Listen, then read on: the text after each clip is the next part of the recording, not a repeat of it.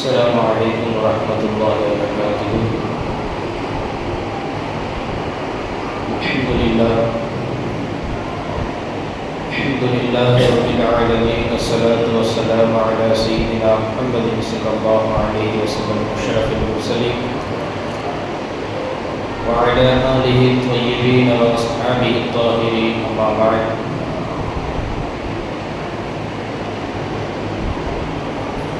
أعوذ بالله من الشيطان الرجيم، بفضل بسم الله الرحمن الرحيم. سبحان الذي أسرى بعبده ليلا من المسجد الحرام إلى المسجد الأقصى الذي باركنا حوله لنريه من آياتنا إنه هو السميع البصير. وقال نبينا محمد رسول الله صلى الله عليه وسلم: الصلاة معراج المؤمنين.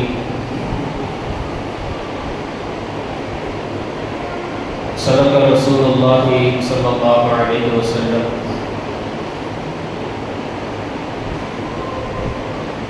பெரியவரும் கருணையினால் பேருலகை காத்தவரும் அல்லாஹ் ஒருவனுக்கே கோடான கோடி புகழ். சத்திய தூதர், சன்மார்க்க போதகர், பிரபஞ்சத்தின் பேரொளி, ஈருலகத்தின் தலைவர் பெருமானார் ஸல்லல்லாஹு அலைஹி வஸல்லம் அன்னவர்கள் மீதும், அன்னாரின் அடிச்சோடுகளை அடிமுற்றி வாழ்ந்த உத்தம சத்திய சஹாபாக்கள், தாபிஈன்கள், தபஅத் தாபிஈன்கள், நாதாக்கள், அவுலியாக்கள், ஷஹதாக்கள், சாலிஹீன்கள், நல்லோர்கள்,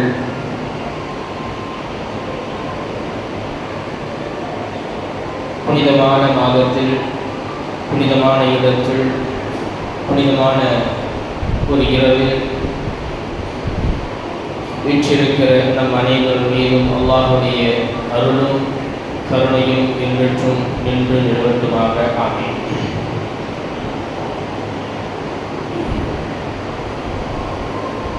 கண்ணியமிக்க முஃமினீன்களே, அல்லாஹுடைய நல்லடியார்களே, சிறப்பானது ஒரு இரவில் நாம் எல்லாம் இருக்கிறோம். எப்படிப்பட்ட இரவு? நபிகள் நாயகம் ரசூலே கரீம் ஸல்லல்லாஹு அலைஹி வஸல்லம் அன்னவர்கள்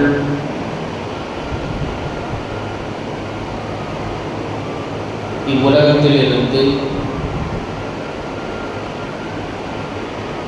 மேலேறி சென்று 7 வானங்களையும் கடந்து, சிதறத்துல் முன்தஹாவையும் கடந்து, அர்ஷையும் கடந்து, அல்லாஹுவை நேரில் சந்தித்து இந்த உம்மத்திற்காக சில அன்பளிப்புகளை வாங்கி வந்தார்களே, அப்படிப்பட்டது ஒரு இடம். கனிமான அல்லாஹ்வின் நல்லடியார்களே, இதற்கு பேர் இஸ்ரா மிஅராஜ். இந்த இஸ்ரா மிஅராஜ் என்பது நபிகள் நாயகம் முஹம்மது ரசூலுல்லாஹி ஸல்லல்லாஹு அலைஹி வஸல்லம் அன்னவர்களுக்கு முன்பு எந்த நபிக்கும் தரப்படவில்லை. இதிலே ஒரு விஷயத்தை நாம் புரிந்து கொள்ள வேண்டும். இஸ்ரா மிஅராஜ் என்று சொல்லப்படுகிறது. இஸ்ரா மிஅராஜ், இஸ்ரா பிளஸ் மிஅராஜ் இரண்டும் ஒன்றல்ல, வெவ்வேறு. இஸ்ரா என்பதற்கு அர்த்தம் இரவு நேரத்தில் ஒரு ஊரிலிருந்து இன்னொரு ஊருக்கு பயணம் செய்வதற்கு பெயர்தான் இஸ்ரா. நபிகள் பெருமான் ஸல்லல்லாஹு அலைஹி வஸல்லம் அவர்கள் மக்காவிலிருந்து இரவு நேரத்தில் பைத்துல் முகத்தஸிற்கு புராக் என்ற வாகனத்திலே பயணப்பட்டு சென்றார்களே, அந்த நிகழ்வை குறித்து சொல்லும் போது இஸ்ரா என்று சொல்வார்கள். இதை குறித்து அல்லாஹ் ஜல்ல ஷானஹு தஆலா தனது அருள்மறையாம் திருமறையிலே சூரத்து பனி இஸ்ராயில் என்ற அத்தியாயத்தை தொடங்கும் போதே அல்லாஹ் இப்படி சொல்லி ஆரம்பிப்பான். சுப்ஹானல்லதி அஸ்ரா பிஅப்திஹி லைலம் மினல் மஸ்ஜிதில் ஹராம் இலல் மஸ்ஜிதில் அக்ஸா அல்லதி பாரக்னா ஹவ்லஹு. அல்லாஹ் மிக பரிசுத்தமானவன். அந்த பரிசுத்தமான அல்லாஹ் என்ன செய்தான் என்றால், அஸ்ரா பிஅப்திஹி, தன்னுடைய அடியாரை இரவில் அழைத்து சென்றான். அஸ்ரா, அங்க அல்லாஹ் அஸ்ரா என்ற வார்த்தையை பயன்படுத்துகிறார். அந்த இடத்துல அஸ்ரா என்பதை கொண்டு எதை அல்லாஹ் சொல்கிறார் என்று சொன்னால், மக்காவிலிருந்து பைத்துல் முகத்தஸிற்கு பெருமானார் சென்றார்களே அதை குறித்து அல்லாஹ்வுக்கு பேசுகிறார். அஸ்ரா பிஅப்திஹி, தன்னுடைய அடியாரை அழைத்து சென்றார்.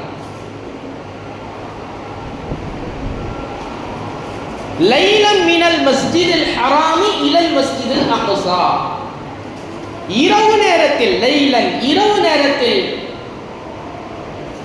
மினல் மஸ்ஜிதில் ஹராம், மஸ்ஜிதுல் ஹராம் கண்ணியமிக்க கஅபாவிலிருந்து, இலல் மஸ்ஜிதுல் அக்ஸா ஜெருசலத்தில் இருக்கக்கூடிய பைத்துல் முகத்தஸ் என்ற பெயர் தாங்கிய அந்த வீட்டிற்கு, அந்த பள்ளிக்கு அல்லாஹ் தஆலா தனது அடியாரை அழைத்து சென்றான் என்று அல்லாஹ் ஜல்ல ஷானஹு தஆலா இந்த வசனத்திலே குறிப்பிடுகிறார். இந்த வரலாற்றை, இந்த நிகழ்வை அல்லாஹ் குர்ஆனிலே குறிப்பிடுகிற போது அஸ்ரா என்ற வார்த்தையை பயன்படுத்துகிறார். அதற்கு பிறகுதான் பெருமானார் ஸல்லல்லாஹு அலைஹி வஸல்லம் அவர்கள் மிஅராஜ் என்ற பயணத்தை மேற்கொண்டார்கள். அஸ்ரா என்றால் இரவிலே ஒரு ஊரிலிருந்து இன்னொரு ஊருக்கு பயணப்படுவது. மிஅராஜ் என்றால் மேலேறி செல்வது என்று அர்த்தம். மிஅராஜ் என்பதற்கு ஏணி என்று பொருள். ஏணி போட்டு ஏறும் இல்லையா, அந்த ஏணிக்கு மிஅராஜ் என்று பெயர். படியில் ஏறுவதற்கு மிஅராஜ் என்று பெயர். அரஜ, உரிஜ, பெருமானார் ஸல்லல்லாஹு அலைஹி வஸல்லம் அவர்கள் உரிஜ இல ஸமா, வானத்தின் பக்கம் நாங்கள் ஏறி சென்றோம் என்று பெருமானார் சொல்லுவார்கள். அப்ப ஏறுதல், மேலேறுதல், உயருதல், ஏணி என்ற அர்த்தம் எல்லாம் மிஅராஜ் என்ற வார்த்தைக்கு உண்டு.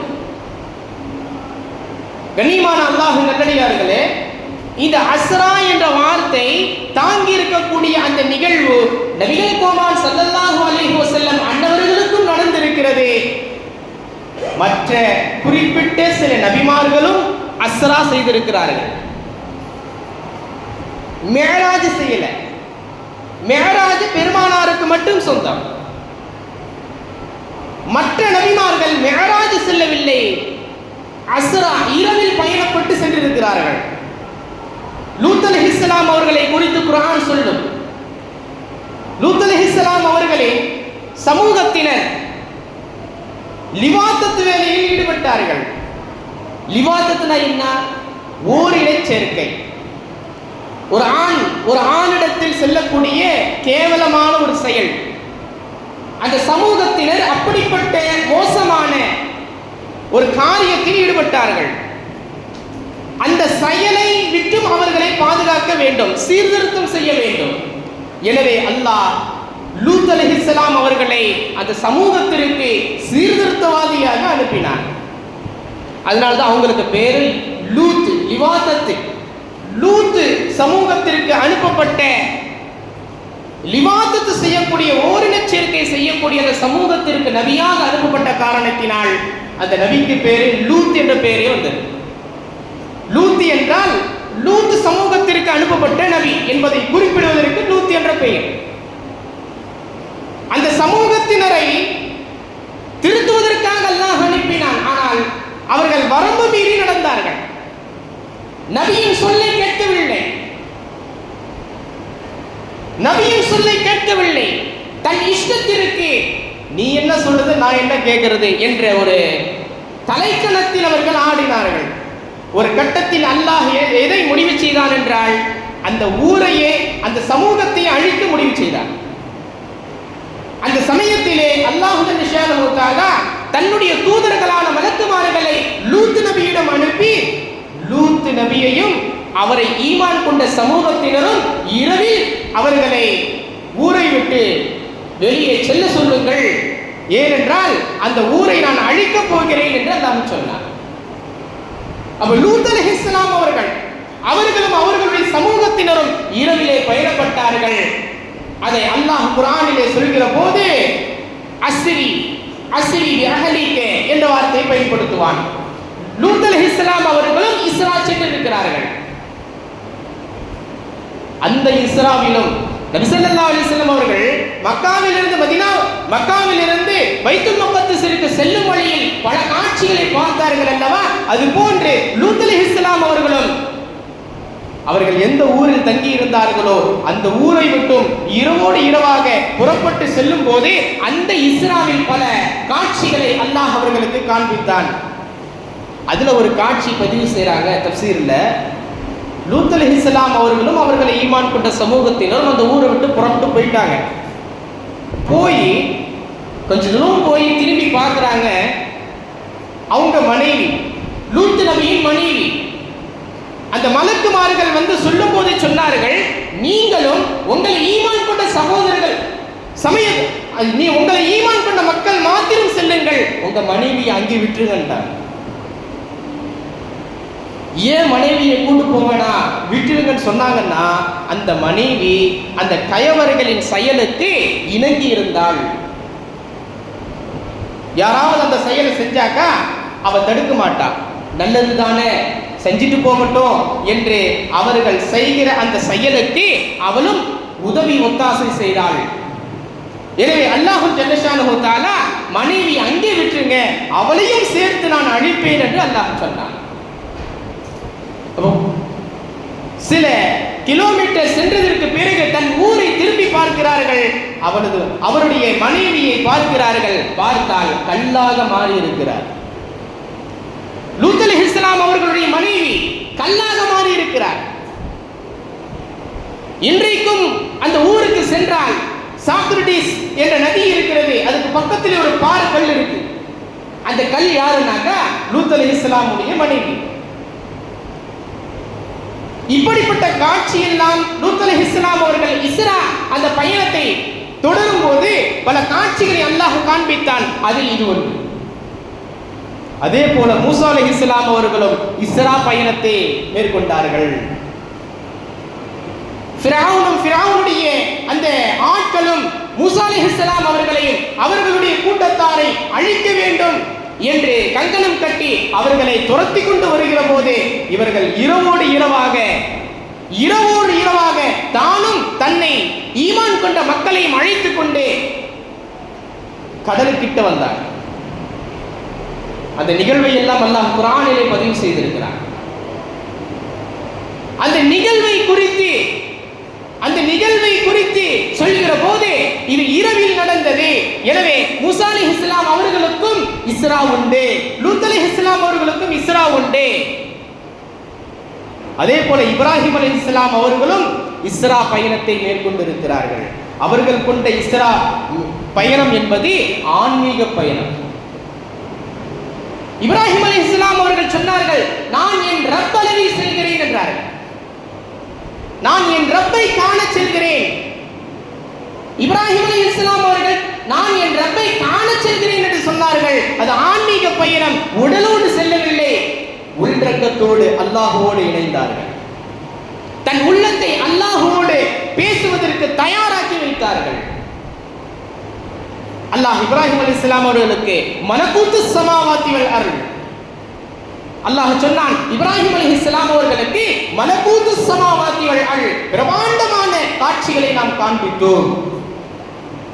அந்த வார்த்தையே பிரமாண்டமாக இருக்கும். இப்ராஹிம் அலைஹிஸ்ஸலாம் அவர்களுக்கு அல்லாஹ் பிரமாண்டமான காட்சிகளை காண்பித்தான். மலக்கூத்து ஸமாவாத்தி வல் அர்ள், வானம் பூமியினுடைய அல்லாஹ்வின் அரசாட்சியை காண்பித்தான்.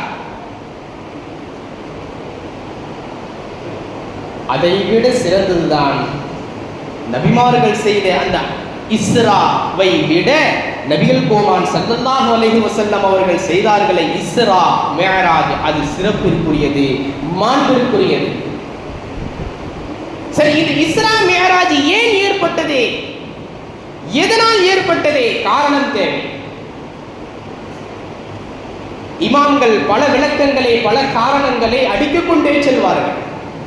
ஏன் பெருமானார் ஸல்லல்லாஹு அலைஹி வஸல்லம் அவர்கள் இஸ்ரா பயணத்தை மேற்கொண்டார்கள், மிஅராஜ் பயணத்திற்கு சென்றார்கள் என்ற காரணத்தை பல காரணங்களை சொல்லுவார்கள்.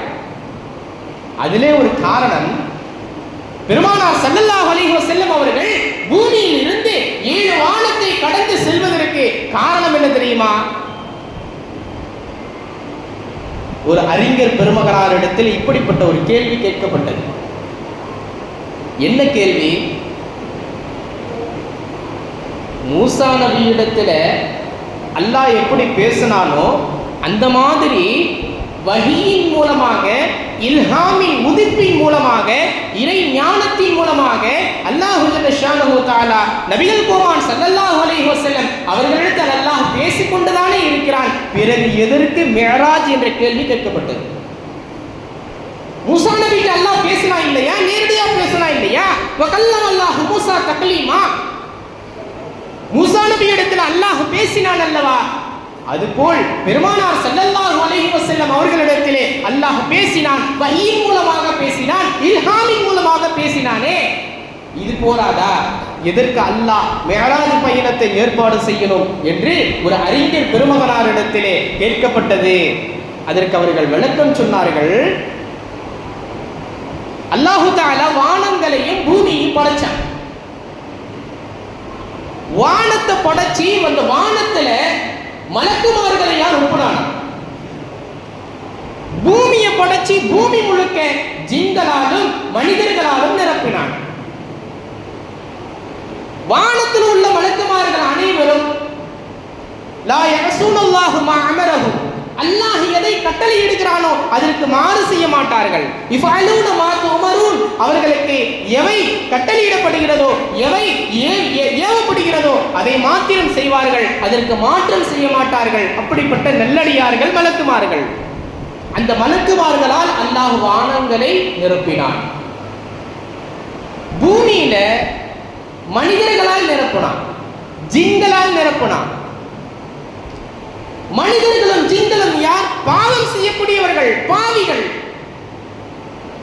மலக்குகள் பாவிகள் அல்ல, பாவம் என்றால் என்னவென்று தெரியாதவர்கள், அறியாதவர்கள்.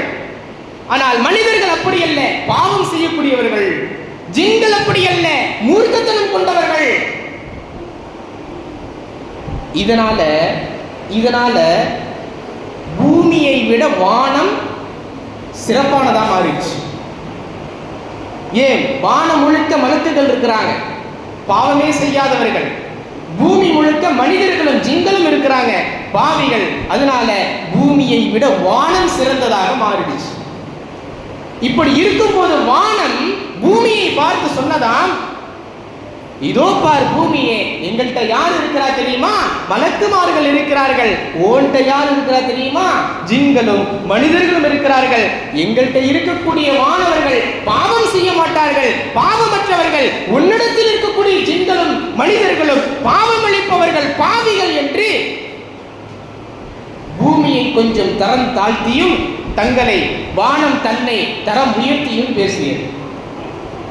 இந்த காலகட்டத்தில் அருமைநாயகம் முஹம்மது ரசூலுல்லாஹி ஸல்லல்லாஹு அலைஹி வஸல்லம் அவர்களை அல்லாஹ் இந்த பூ உலகத்திலே படைத்தான். நபி அவர்கள் யார்? மலக்கா? இல்ல. ஜின்னா? இல்ல, மனிதர். மனிதர் மாத்திரமல்ல, அஷ்ரஃபுல் மக்லூகாத், மனிதர்களில் புனிதர். உலகத்தில் எத்தனை கோடி படைப்புகளை அல்லாஹ் படைத்து வைத்திருக்கிறானோ அந்த அத்துணை கோடி படைப்புகளை விட முஹம்மது ரசூலுல்லாஹி ஸல்லல்லாஹு அலைஹி வஸல்லம் அவர்கள் அந்தஸ்தால், சிறப்பால், பேரால் எல்லாவற்றிலும் உயர்ந்தவர்கள். அதனால எப்போ முஹம்மது ரசூலுல்லாஹி ஸல்லல்லாஹு அலைஹி வஸல்லம் பூமியிலே பிறந்தார்களோ வானத்தை விட பூமி சிறப்பா மாறிடுச்சு. இதை பார்த்த வானம் அல்லாஹ்ட்ட சொல்லிச்சா, யா அல்லாஹ், ஷர்ரஃப்னா பி முஹம்மதின் ஸல்லல்லாஹு அலைஹி வஸல்லம், இந்த முஹம்மது ரசூலுல்லாஹி ஸல்லல்லாஹு அலைஹி வஸல்லம் அவர்களை கொண்டு எங்களை சிறப்புப்படுத்தி, அவங்க பூமியில் இருக்கிறாங்க, அதனால பூமிக்கு சிறப்பு கிடைச்சிருச்சு, நாங்களும் சிறப்பாகணும், அதனால எங்கள்கிட்டையும் வரவை என்று வானம் அல்லாஹ்விடத்திலே முறையிட்டது. அதனுடைய கோரிக்கையை ஏற்ற அல்லாஹ் மிஅராஜ் என்ற பயணத்தை ஏற்பாடு செய்தார் என்று அந்த அறிஞர் பெருமகனார் சொன்னார்கள். அதற்கு பிறகு ஒரு முக்கியமான காரணம் இருக்கிறது. ஏன் இஸ்ரா மிஅராஜ் பயணத்தை பெருமானார் ஸல்லல்லாஹு அலைஹி வஸல்லம் அவர்கள் மேற்கொண்டார்கள் என்பதற்கு இன்னொரு காரணம் இருக்கிறது. என்ன காரணம்? நபி ஸல்லல்லாஹு அலைஹி வஸல்லம் அவர்களுக்கு வஹி இறங்கியது. இஸ்லாமிய தாவா பிரச்சாரத்தை அல்லாஹ் முன்னெடுக்க சொன்னான். யாரெல்லாம் குஃப்ரிலும் ஷிர்கிலும் இருக்கிறார்களோ, அல்லாஹ்வை மறுத்து கொண்டு இறை மறுப்பாளர்களாக இருக்கிறார்களோ, அவர்களை எல்லாம் நீங்கள் நேர்வழிப்படுத்துங்கள் என்று அல்லாஹ் கட்டளையிட்ட போது நபிகள் பெருமான் ஸல்லல்லாஹு அலைஹி வஸல்லம் அவர்கள் இஸ்லாமிய பிரச்சாரத்தை, இஸ்லாமிய தாவாவை தொடக்க ஆரம்பிக்கிறார்கள், மக்களிடத்திலே பரப்ப ஆரம்பிக்கிறார்கள். அதனால் அதுவரையிலும் எழாத எதிர்ப்புகளும் இன்னல்களும் அதற்கு பிறகு அந்த தாவாவை ஏற்படுத்தியதற்கு பிறகு பெருமானார் பல இன்னல்கள், பல சிரமங்கள், பல கஷ்டங்கள் அந்த மக்கத்து காஃபிரீன்கள் தந்தார்கள். இந்த துன்பங்கள், இந்த துயரங்கள், இந்த நெருக்கடிகள், இந்த எதிர்ப்புகள் எல்லாவற்றையும் விட்டு உறுதுணையாக பக்கபலமாக அவர்களை பெருமானாரை பாதுகாத்தவர்கள் 2 பேர். 2 பேர் பெருமானாருக்கு பக்கபலமாக இருந்து பாதுகாத்தார்கள். எல்லாவற்றிலும் உறுதுணையாக இருந்தார்கள் பெருமானாருக்கு. அந்த இருவரில் ஒருவர் அருமை நாயகம் ஸல்லல்லாஹு அலைஹி வஸல்லம் அன்னவர்களின் பெரிய தந்தை அபூ தாலிப். அபூ தாலிப் அவர்கள் பெருமானாருக்கு எல்லாவற்றிலும் உறுதுணையாக இருந்தார்கள். ஈமானுக்கு வரல, அது மட்டும்தானே தவிர ஈமானுக்கும் இஸ்லாத்திற்கும் பெருமானாருக்கும் உறுதுணையாக பக்கபலமாக இருந்தார். அபூ தாலிப் இந்த உலகத்தில் உயிரோடு இருந்த வரைக்கும் எந்த எதிரியும் பெருமானாரை நெருங்க முடியல. அந்த அளவுக்கு பாதுகாப்பு, அந்த அளவுக்கு பெருமானாரை பாதுகாத்தார். அவருடைய மரணம் பெருமானாருக்கு உறுதுணையாக பக்கபலமாக அவர்களை சார்ந்து இருந்த, எல்லாவற்றிலும் பாதுகாப்பாக ஒரு கேடயமாக இருந்த அபூ தாலிப் அவர்கள் மரணம் அடைந்து விடுகிறார்கள். ஒரு கட்டத்தில் சஹாபிகள்லாம் கேட்டாங்க, யா ரசூலுல்லாஹ், உங்களுக்கு உறுதுணையாக பக்கபலமாக இருந்த அபூ தாலிபுக்கு நீங்கள் ஏதாவது கைமாறு செய்திருக்கிறீர்களா என்று கேட்டார்கள்.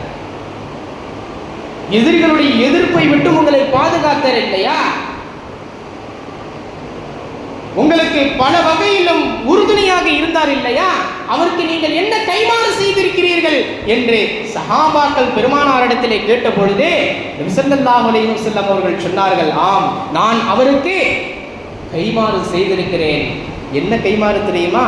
இதற்கு முன்னாடி அவருடைய நிலை நரகத்தின் அடித்தளத்தில் இருந்தார், நரகத்தின் அடித்தளத்தில் இருந்தார். இப்போது அவர் நரகத்தின் மேல் தட்டில் இருக்கிறார். முன்னாடி அவர் நரகத்தின் அடிப்பாகத்தில் இருந்தார், இப்போது அவருடைய நிலை நரகத்தின் மேல் தட்டில் இருக்கிறார். லா இலாஹ இல்லல்லாஹ் முஹம்மது ரசூலுல்லாஹ் என்ற கலிமாவை மாத்திரம் அவர் சொல்லி உயிரை விட்டிருந்தால் அந்த மேல் தட்டு கூட கிடையாது, சொர்க்கம் போய்விடும். ஈமானை ஏற்கல, கடைசி கட்ட முயற்சி பண்ணாங்க ரசூலுல்லாஹி ஸல்லல்லாஹு அலைஹி வஸல்லம். நீங்க கலிமா மட்டும் சொல்லுங்க, மற்றதெல்லாம் நான் பார்த்துக்கிறேன். என் அருமை தந்தையே, பெரிய தந்தையே, நான் சொல்றதை கேளுங்க. ரசூலுல்லாஹ் கெஞ்சினாங்க, நான் சொல்றதை கேளுங்க, கலிமா மட்டும் சொல்லுங்க. இது வரைக்கும் நீங்க தொழல, நோன்பு வைக்கல, ஜகாத் கொடுக்கல, ஹஜ் செய்யல, உம்ரா செய்யல, எந்த அமலும் செய்யல, லா இலாஹ இல்லல்லாஹ் சொல்லல, லா இலாஹ இல்லல்லாஹ் ஓதல, சுப்ஹானல்லாஹ் சொல்லல, குர்ஆன் ஓதல, எதுவுமே தெரியாது. சக்கராத்துல் மௌத்ல இருக்கிறீங்க, ஒண்ணுமே தெரியாது உங்களுக்கு.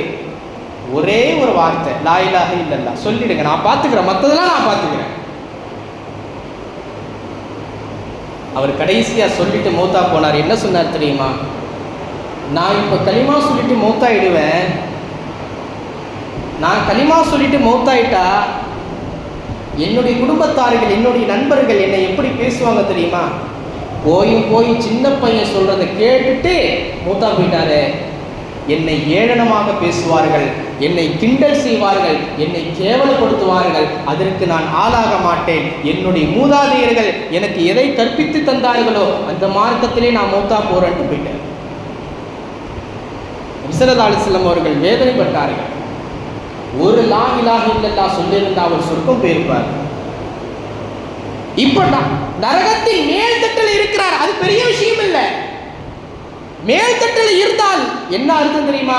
அது வரைக்கும் கீழ்த்தட்டில் இருந்தாரு, எனக்கு அவர் உறுதுணையாக பக்கபலமாக உதவியாக இருந்த காரணத்தினால் இப்ப நரகத்தின் மேல் பாகத்தில் இருக்கிறாரு. என்ன அர்த்தம் தெரியுமா? முன்னாடி அவருக்கு வேதனை அதிகமாக இருந்துச்சு, இப்ப வேதனை கம்மியா இருக்கு, அவ்வளவுதான். ஆக மொத்த வேதனை இல்லாமலாம் இல்லை, இருக்கு, கம்மியா இருக்கு, ரொம்ப ரொம்ப கம்மியா இருக்கு. ஏன்? அவர் மேல் தட்டில் இருக்கிறார். அந்த ஒரு கலிமா மட்டும்தான் நரகத்துக்கும் சொர்க்கத்துக்கும் தடையா இருக்கு. சொல்லி இருந்தா அவர் சொர்க்கம் போயிருப்பார். அப்படிப்பட்ட அபூ தாலிபுடைய மரணம். நபி ஸல்லல்லாஹு அலைஹி வஸல்லம் அவர்கள் சொன்னார்கள், எனக்கு அவர் உபகாரம் செய்த காரணத்தினால், எதிரிகளின் சூழ்ச்சிகளை விட்டும் என்னை முழுவதுமாக பாதுகாத்த காரணத்தினால் அவருடைய நரகத்தின் வேதனை குறைக்கப்பட்டிருக்கிறது. அபூ தாலிப் மௌத்தா போன உடனே பெருமானார் ஸல்லல்லாஹு அலைஹி வஸல்லம் அவர்களுக்கு வலது கை இல்லாம போன மாதிரி ஆயிடுச்சு. எதிரிகளுக்கெல்லாம் ஒரு பக்கம் சந்தோஷம், அபூ தாலிப் இருந்த வரைக்கும் இந்த முஹம்மதை நெருங்க முடியல, இப்ப அபூ தாலிப் தான் இல்லை, என்ன வேணாலும் செய்யலாம் அப்படிங்கிற ஒரு துணிச்சல் எதிரிகளுக்கு வந்துடுச்சு. இன்னொரு பக்கம் இன்னொரு மனிதர் யார் தெரியுமா? ஸல்லல்லாஹு அலைஹி வஸல்லம் மன்னவர்களின் அன்பு துணைவியார் ஹதிஜா ரலியல்லாஹு அன்ஹா அவர்களின் மரணம். ஒரு பக்கம் அபூ தாலிபுடைய மரணம். அபூ தாலிப் மரணப்பட்டு ஒரு 3 நாட்கள் கழியல, அதுக்குள்ள அன்பு மனைவி ஹதிஜா அம்மா மௌத்தாயிடுறாங்க. ஒரு பக்கத்துல இருந்து பெருமானார் கவலையோடு இருக்கிறார்கள். அந்த கவலையில இருந்து மீறல, மறுபக்கம் இன்னும் கொஞ்சம் ஒரு கவலை வந்துருச்சு. ஹதிஜா அம்மா சாதாரண அம்மா கிடையாது. நபி ஸல்லல்லாஹு அலைஹி வஸல்லம் அவர்களை அவ்வளவு பாதுகாத்தார்கள், பக்கபலமாக இருந்தார்கள், அவர்களுக்கு எல்லா விதத்திலும் உதவி செய்தார்கள். யார் தெரியுமா? ஹதீஜா அம்மா, செல்வ சீமாட்டி. இன்றைக்கு இருக்கக்கூடிய கோடீஸ்வரர்கள் அவங்கள்ட்ட எவ்வளவு பணம் இருக்குமோ, எவ்வளவு டாலர் கோடி பணம் இருக்குமோ, அதை விட பன்மடங்கு சொந்தக்காரர் யாரு? ஹதீஜா அம்மா. டாலர் மில்லியனை தாண்டி அவங்கள்ட்ட பணம் இருந்துச்சு. அந்த அத்தனை பணம் காசுகளையும் அத்தனை டாலர் மில்லியனையும் ஃபீ சபீலில்லாஹ் அல்லாஹ்வுடைய பாதையில கொட்டி தீர்த்தாங்க. அவங்களுடைய நிலைமை என்ன தெரியுமா? அவங்க மரணப்பட்டு இருக்கிறாங்க, அவங்க மரணமாய் இருக்கிறாங்க, கஃனிடுவதற்கு கூட துணி இல்லை. ஒரு காலத்தில் செல்வ சீமாட்டியாக வாழ்ந்த ஹதீஜா ரசூலுல்லாஹி ஸல்லல்லாஹு அலைஹி வஸல்லம் அவர்கள் அந்த காட்சியை பார்த்து கண்ணீர் விட்டு அழுதார்கள். அவர்கள் மௌத்தாய் இருக்கிறார்கள், அந்த ஜனாசாவை பார்த்து பெருமானார் கண்ணீர் மல்க அழுகிறார்கள். எப்படி இருந்த ஹதீஜா இப்படி ஆயிட்டியே, செல்வ சீமாட்டியாக இருந்த ஹதீஜா இப்போ கஃனிடுவதற்கு கூட துணி இல்லாமல் ஆயிட்டியம்மா.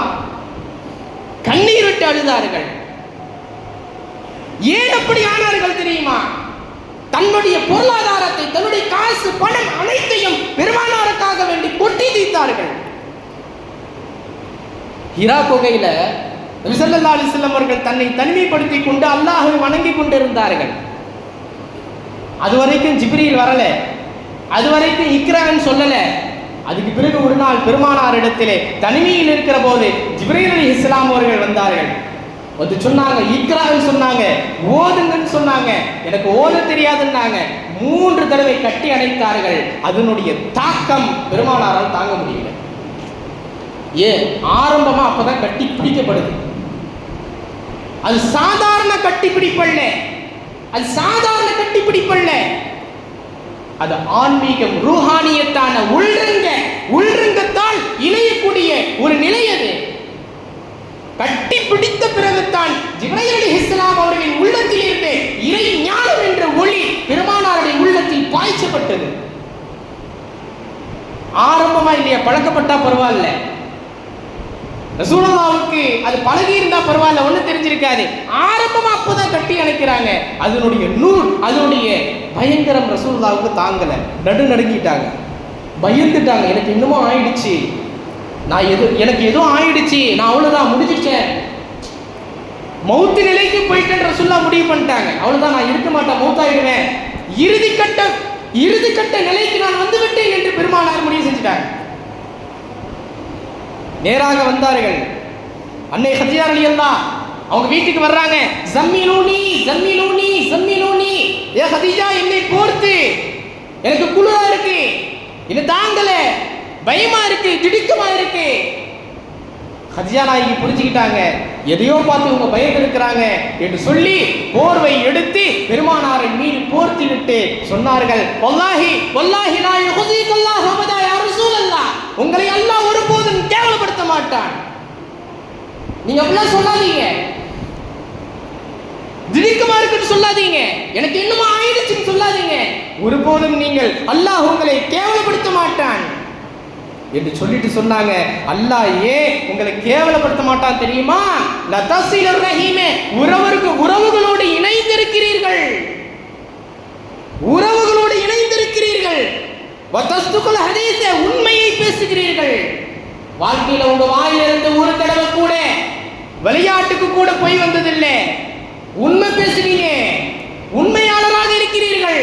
மக்காவிலே மக்கத்து காஃபிர்கள் கூட ரசூலுல்லாஹ்வை எதிர்ப்பவன் கூட அமீன், பெருமானார் யார்? நம்பிக்கையாளர். பெருமானார் யார்? அஸ்ஸாதிக், உண்மையாளர் என்று முஹம்மதுக்கு கூப்பிட்ட மக்கள் ரசூலுல்லாஹ்விடத்தில் இருந்த அந்த நம்பிக்கையும் அந்த உண்மைத்தன்மையும் பார்த்து அஸ்ஸாதிக், உண்மையாளர் கூட ஆரம்பிச்சிட்டாங்க. அவர் யாருப்பா? அவர் சாதிக். அவர் யாருப்பா? அமீன், நம்பிக்கையாளர். அப்படி கூப்பிட ஆரம்பிச்சிட்டாங்க. நீங்கள் உண்மையாளராக இருக்கிறீர்கள். வதஹ்மிலுல் கல்ல, கஷ்டத்தை பொறுத்துக்கிறீங்க, பிறருடைய கஷ்டத்தை நீங்கள் தன் கஷ்டமாக நினைக்கிறீர்கள். விருந்தாளிகளுக்கு நீங்கள் உபகாரம் செய்கிறீர்கள், அவர்களுக்கு உணவளிக்கிறீர்கள். இப்படிப்பட்ட உங்களை அல்லாஹ் ஒருபோதும் கேவலப்படுத்த மாட்டான். நீங்க அப்படிலாம் சொல்லாதீங்க என்று பயத்தோடு, நடுக்கத்தோடு, திடுக்கத்தோடு, வேர்த்து விறுவிறுத்து வந்து ஜம்மிலூனி, என்னை போர்த்துங்கள் என்று சொன்ன பெருமானார் ஸல்லல்லாஹு அலைஹி வஸல்லம் அவர்களுக்கு ஆறுதல் வார்த்தையை சொல்லி ஆசுவாசப்படுத்தினார்கள். அப்பேற்பட்ட அன்பு மனைவியின் மரணம். ஒரு பக்கம் அபூ தாலிபின் மரணம், இன்னொரு பக்கம் அன்பு மனைவி ஹதீஜாவின் மரணம். இந்த இரண்டு மரணத்தால் ரசூலுல்லாஹி ஸல்லல்லாஹு அலைஹி வஸல்லம் அவர்களுக்கு வலதும் இடதுமாக இருந்தவர்கள் இரண்டு பேருமே, ஒருத்தர் வலது கைனா இன்னொருத்தர் இடது கையா இருந்தாங்க. அந்த இரண்டும் போனதனால் இரண்டு கையும் இழந்ததை போன்று பெருமானார் ஃபீல் பண்ணார். மனம் உடைந்து விட்டார்கள், கவலையில் ஆழ்ந்திருந்தார்கள். இந்த காரணத்தினால் அல்லாஹ் ஜல்ல ஷானுஹு தஆலா மிஅராஜ் என்ற பயணத்தை அல்லாஹ் பெருமானாருக்கு வழங்கினார். இன்னொரு காரணம் இருக்கு. நபி ஸல்லல்லாஹு அலைஹி வஸல்லம் அவர்கள் அதுவரையிலும் மக்கா காஃபிர்களுக்கு இஸ்லாமிய பிரச்சாரத்தை செய்து கொண்டிருந்தார்கள். ஆனால் யாருமே கேட்கிற மாதிரி தெரியல, எல்லாம் எதிர்க்க ஆரம்பிச்சிட்டான். ரசூலுல்லாஹ் வசைபாட ஆரம்பிச்சிட்டான். பெருமானார் ஒரு முடிவு செஞ்சாங்க, மக்காவிலே இருந்து இந்த மக்களுக்கு என்ன சொன்னாலும் புத்தி வர மாட்டேன்னு நம்ம வேற ஏரியாவுக்கு போவோம் என்று முடிவு செய்து தானும் சில சஹாபாக்களையும் அழைத்து கொண்டு சென்றார்கள். தாயிஃப் என்ற நகரத்திற்கு சென்றார்கள். அதுவரையிலும் மக்காவிலிருந்து இஸ்லாமிய தாவா செய்து கொண்டிருந்தவர்கள் அதற்கு பிறகு தாயிஃப் நகரத்திற்கு சென்று அங்கு இஸ்லாமிய தாவா பிரச்சாரத்தை அல்லாஹ் ஒருவன் என்று சொன்னார்கள். சிலைகள் எல்லாம் பொய் என்று சொன்னார்கள். கலிமாவுக்கு வந்துருங்க, அல்லாஹ் வணங்குங்கள், உங்களுக்கு சுபச்செய்தி உண்டு, சுவர்க்கம் இருக்கிறது என்று பெருமானார் அங்கு சென்று இஸ்லாமிய பிரச்சாரம் செய்தார்கள். ஆனா என்ன நடந்துச்சு தெரியுமா? அல்லாஹ் அக்பர். மக்காவிலேயாவது பரவாயில்ல, எல்லாம் எதிர்த்தான், கெட்ட வார்த்தையில திட்டுனான். ஆனா தாயிஃப்ல அப்படி இல்லை, சின்ன சின்ன பிள்ளைகளை விட்டு கற்களால் எறிய விட்டார்கள். நபி ஸல்லல்லாஹு அலைஹி வஸல்லம் அவர்கள் நபி என்று கூட பாராமல், என்ன சொல்ல வருகிறார் என்று கூட பாராமல், சின்ன பசங்கள் கையெல்லாம் சிறு கற்களை விட்டு, நீ ஏதோ ஒரு பைத்தியக்காரன் வந்திருக்கா நவுது பில்லா மின்ஹா அப்படி சொல்லி அந்த பைத்தியத்தை கண்ணால் அடித்து விரட்டுங்கள் என்று சிறுவர்களை ஏவ விட்டார்கள்.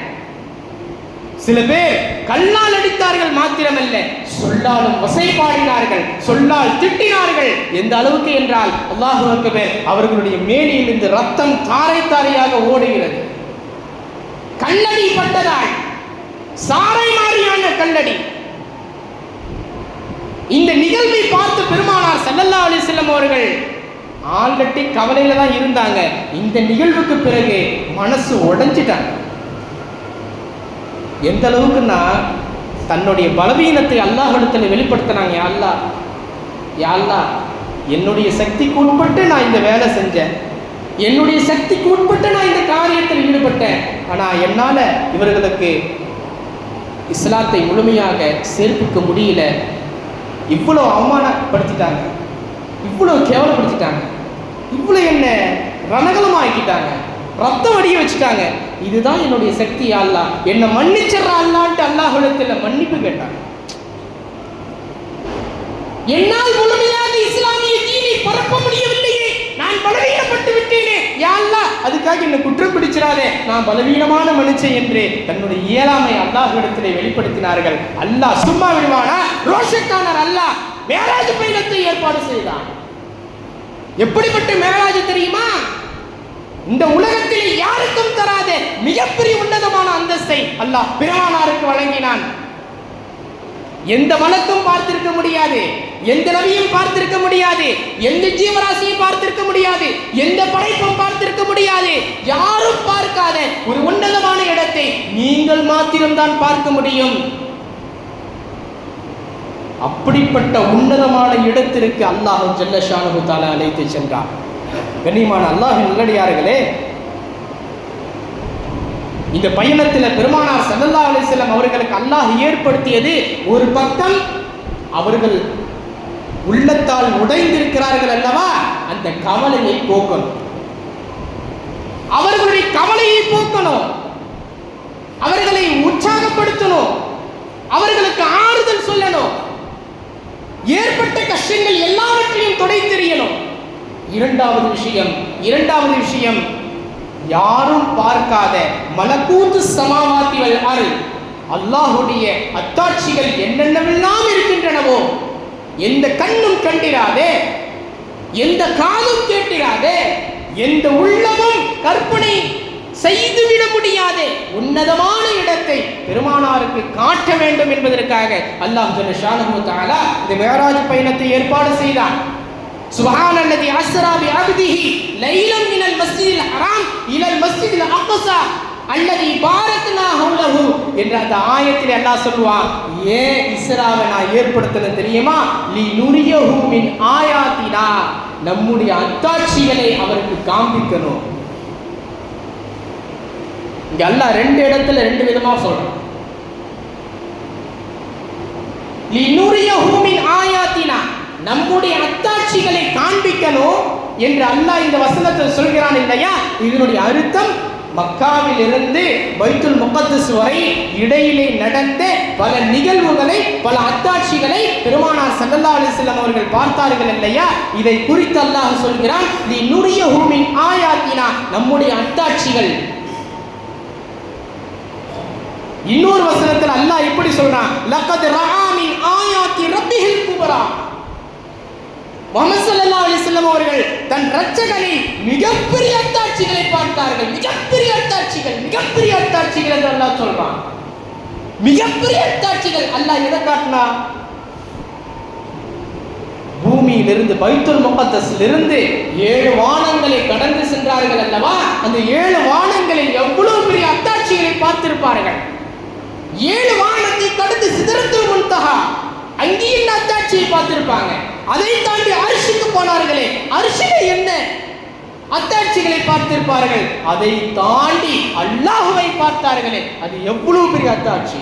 இதைத்தான் அல்லாஹ் சொல்கிறான், லகத் ரஆ, திட்டமாக சத்தியமாக அவர் பார்த்தார், மின் ஆயாத்தி ரப்பிஹில் குப்ரா, மிகப்பெரிய அத்தாட்சி. இதுவரைக்கும் எந்த நபிக்கும் அந்த அத்தாட்சி அல்லாஹ் காட்டல. அத்தாட்சி காட்டி இருக்கிறான், ஆனா மிகப்பெரிய ரசூலுல்லாஹ்வுக்கு காமிச்ச மாதிரி அத்தாட்சி யாருக்கும் காமிக்கல, எந்த நபியும் பார்க்கல. அங்கு சென்றதற்கு பிறகு அல்லாஹ் சொல்றான், வஅல்லமக மா லம் தகுன் தஅலம், நீங்கள் அறியாதவைகளை எல்லாம் உங்களுக்கு நாம் அறிவித்து கொடுத்தோம் என்று சொல்கிறார். பெருமானார் ஸல்லல்லாஹு அலைஹி வஸல்லம் அவர்கள் இன்னைக்கு சொல்றாங்களே சாதாரண மனிதன் என்று சொல்கிறார்களே, அவர்கள் கொஞ்சம் யோசித்து பார்க்க வேண்டும். சாதாரண மனிதனாக இருந்தால் ஒரு வானத்தை கூட உன்னால் தொட முடியாது, முதல் வானத்தை கூட உன்னால் தொட முடியாது. நாமெல்லாம் சாதாரண மனிதர்கள், நம்மால் இந்த முதல் வானத்தை தொட முடியுமா? துனியாவுடைய வானத்தை தொட முடியுமா? முடியாது. ஆனால் பெருமானார் ஸல்லல்லாஹு அலைஹி வஸல்லம் அவர்கள் துனியாவுடைய வானத்தை தாண்டி தாண்டி தாண்டி தாண்டி போனார்களே. அப்படியானால் அவர்கள் சாதாரண மனிதரா? அவர்களுக்கு ஒன்றும் தெரியாது என்று சொல்கிறார்களே. ஆனா அல்லாஹ் சொல்றான், வஅல்லமக மா லம் தகுன் தஅலம், இதுவரையிலும் யாருக்கும் தெரியாத விஷயத்தை நபியே உமக்கு நாம் கற்றுத் தந்திருக்கிறோம் என்று அல்லாஹ் சொல்கிறானே.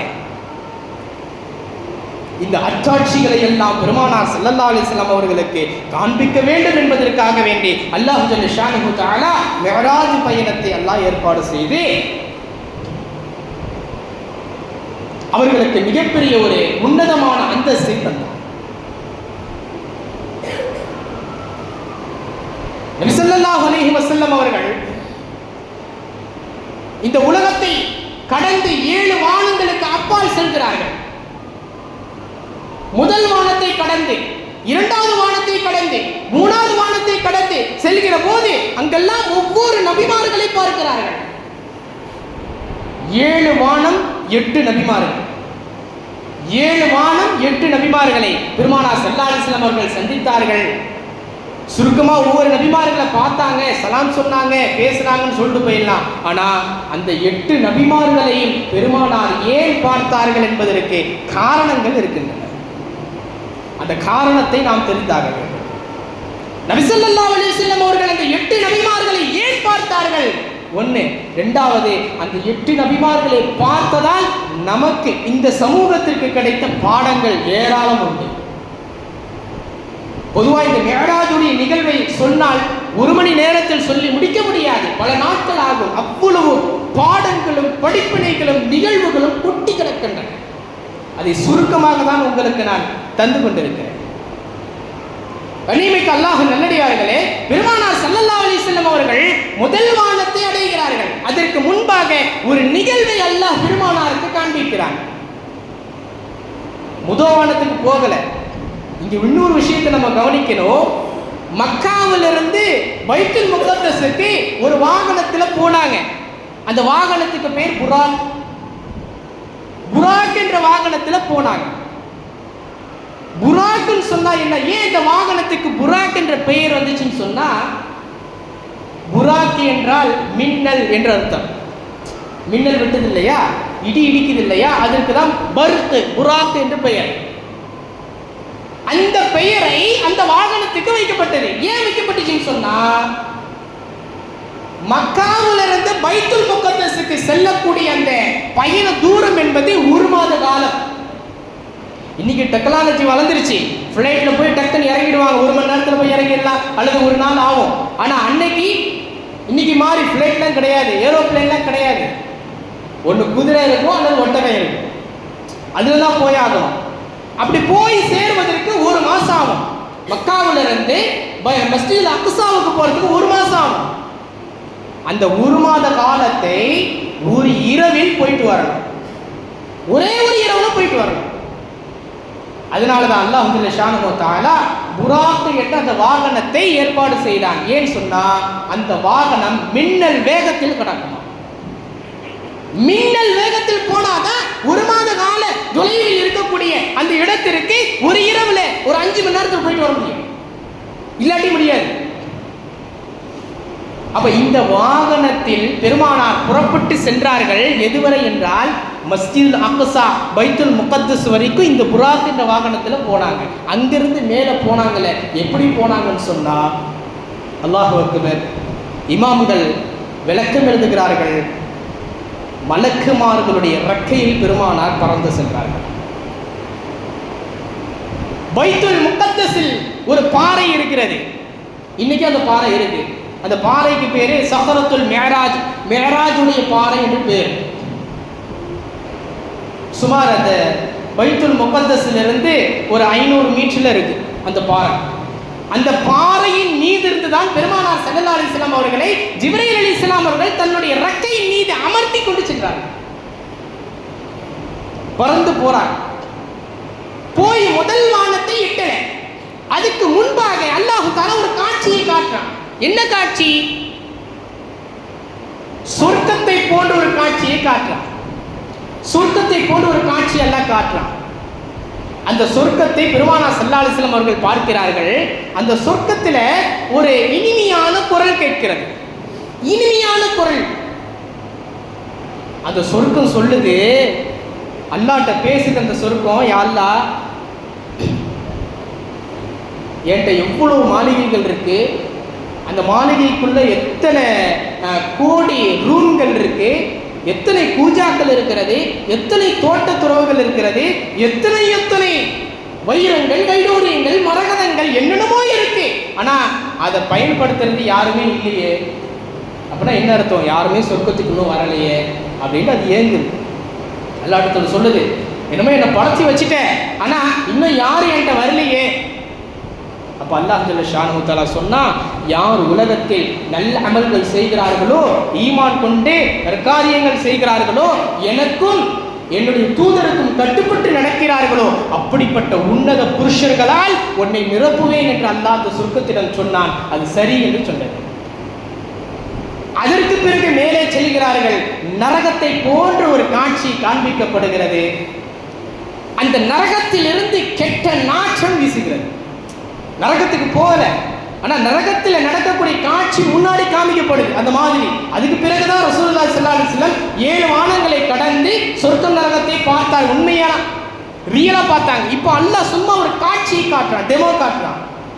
கெட்ட நாற்றம் அடிக்கிறது. அந்த நரகமும் எல்லாம் காலியாக இருக்கிறது. அதுவும் அல்லாஹ்விடத்தில் சொல்றது, யா அல்லாஹ், என்னென்னமோ கிடக்கு என்கிட்ட, சங்கிலிகள் எல்லாம் தொங்குகிறது, யாருமே என்னிடத்தில் இல்லையே, என்ன செய்யறது?